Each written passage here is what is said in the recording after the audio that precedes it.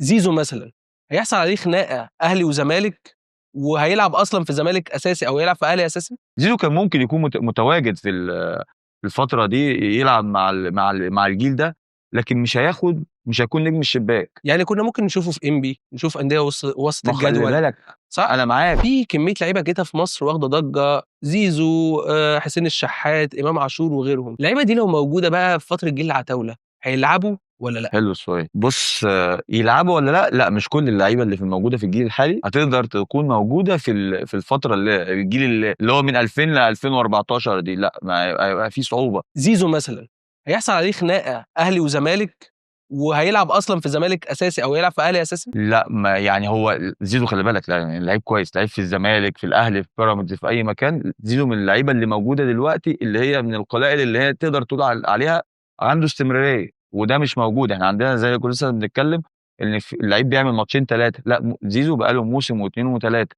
بيطور من نفسه، بيطور من ادائه. زيزو كان ممكن يكون متواجد في الفتره دي، يلعب مع الجيل ده، لكن مش هيكون نجم الشباك. أنا كنت لسه اسالك بقى في لأ، ده نجم كمان. الشباك هو كان هيبقى موجود، ممكن يلعب في الأهلي، يلعب في الزمالك، لكن يكون هو النجم الأوحد، لأ، مش هيكون هو النجم الأوحد في الجيل ده. اصل هو مركزه جناح يمين، وفي الفتره دي شيكابالا كان هو الجناح اليمين، ولو هيروح الاهلي فالجناح اليمين بتاع الاهلي محمد بركات. ما أنا باقول لك ممكن يلعب ويكون متواجد في الأهلي والزمالك، لكن نجم الشباك أو النجم الأوحد لأ، لأن شيكابالا في الفترة دي، الفترة اللي كان نادي الزمالك بيعاني من مشاكل وبيعاني من أزمات، شيكابالا كان بيبقى يعني في وقت كتير جدًا، وبالأخص موسم 2010، 2011 شيكابالا عمل الموسم الأروع ليه في حياته عشان نادي الزمالك لوحده.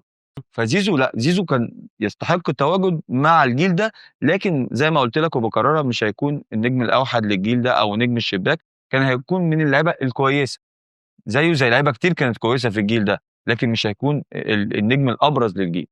يعني كنا ممكن نشوفه في انبي، نشوف انديه وسط ما خلّي الجدول. بالك، صح، أنا معاك، بس هو إنبي في الفترة دي كان نادي كبير طبعا. بتروجيت كان فيها لعيبة كبيرة جدًا.